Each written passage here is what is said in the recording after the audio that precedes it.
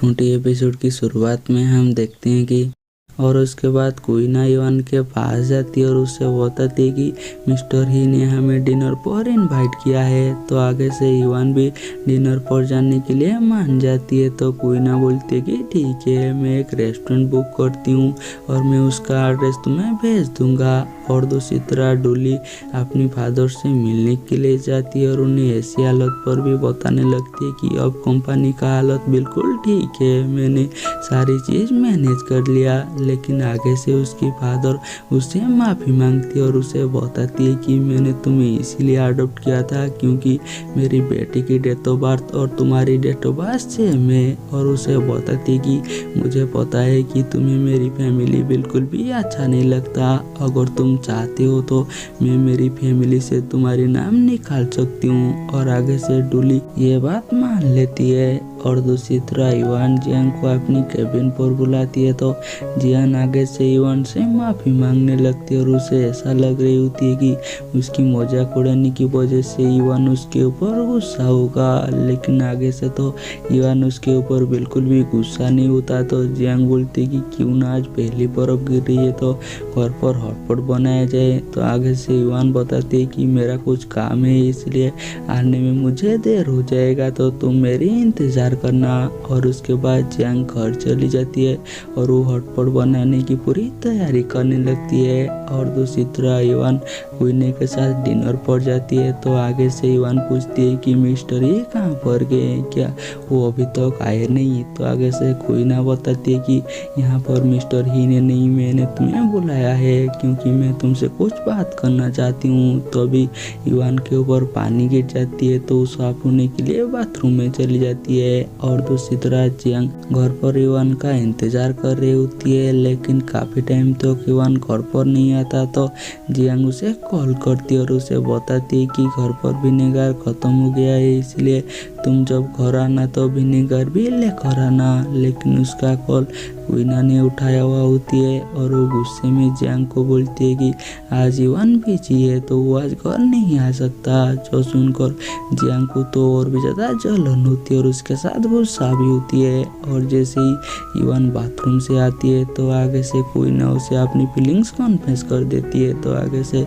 Jiang उसे reject कर देती है और उसे बताती है कि मैं किसी और को पसंद करती हूँ। तो आगे से कुइना बोलती है कि मैं तुम्हारे साथ काफ़ी टाइम से हूँ और क्या ये उसी लड़की की वजह से है। लेकिन आगे से जियांग बताती है कि ऐसा कुछ भी नहीं है, मैं उसे बचपन से जानती हूँ और मैं उसे बचपन से ही पसंद करती हूँ। तो आगे से कुइना बोलती है कि मुझे ऐसा लगता था कि हम दोनों एक जैसे हैं, लेकिन ऐसा कुछ भी नहीं है, मैं तो अपने फीलिंग्स तुम्हें बता दिया लेकिन तुम तो आज तक उसे अपनी फीलिंग्स भी नहीं बता सकते।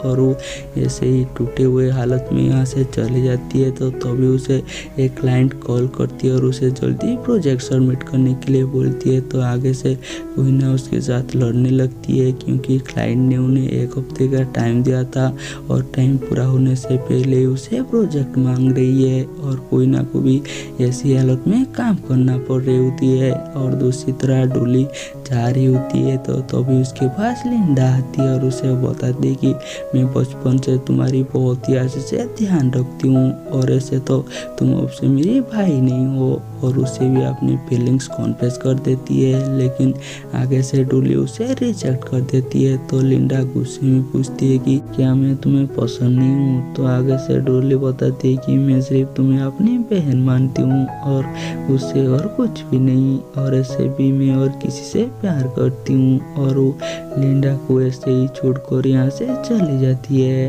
और दूसरी तरह ली साउचन को अपनी ऑफिस की बाहर लेकर आती है और उसे पहली बर्फ दिखाती है और वो इतना एक्साइटेड होती है कि वो साउचन का हाथ पकड़ा हुआ होती है। और उसे जैसे ही रियलाइज होती है तो वो साउचन का हाथ को छोड़ देती है और वो साउचन को बताती है कि अगर 2 लोग पहली बर्फ देखते हैं तो वो दोनों हमेशा साथ रहते हैं। लेकिन साउचन को ये बात के ऊपर बिलीव नहीं होता तो वो अपनी डाटा की बात करने लगती है। तो आगे से लियू से पूछती है कि अगर तुम्हारी डाटा के ऊपर तुम्हें इतना ही भरोसा है तो तुम्हारी 100% मैच अब तक साथ क्यों नहीं है। और दूसरी तरह हम जियांग को देखते हैं जहाँ पर कि वो इवान के ऊपर इतना गुस्सा होती है कि वो इवान की सारी सामान को बाहर फेंक रही होती है, क्योंकि वो इवान को घर से बाहर निकालना चाहती है। तभी वहाँ पर उसे इवान की वही बॉक्स मिल जाती है और जैसे ही वो उसी बॉक्स को ओपन करती है तो वहाँ पर इवान का सारी लेटर होती है और वो पढ़ती है तो उसे पता चल जाती है कि इवान उसे 2 साल से प्यार करती है। जो देखो जियांग तो बहुत ही ज़्यादा खुश हो जाती है। और दूसरी तरह इवान भी डिसाइड कर लिया होती है कि वो आज जियांग को अपना फीलिंग्स बता देगा, इसलिए वो बार बार जियांग को कॉल कर रही होती है। लेकिन जियांग तो अपनी फ़ोन घर पर छोड़ लिया होती है, इसलिए उसकी फ़ोन रिसीव नहीं कर पाती और दोनों भागते हुए एक दूसरे को देखते हैं। और जैसे ही इवान उसे देखती है तो वो जाकर अपनी फीलिंग्स बताना चाहता था, लेकिन आगे से जियांग बोलती है कि मुझे तुम्हारी वही बॉक्स मिल गया और मैं सिर्फ रोना चाहती हूँ। तो आगे से इवान जियांग की आंखों के ऊपर अपनी हाथ रख देती है और उसे किस करने लगती है, क्योंकि वो दोनों की एक दूसरे की फीलिंग्स के बारे में पता चल गया। और यहीं पर हमारी एपिसोड खत्म हो जाती है और हम मिलेंगे जल्दी नेक्स्ट एपिसोड में।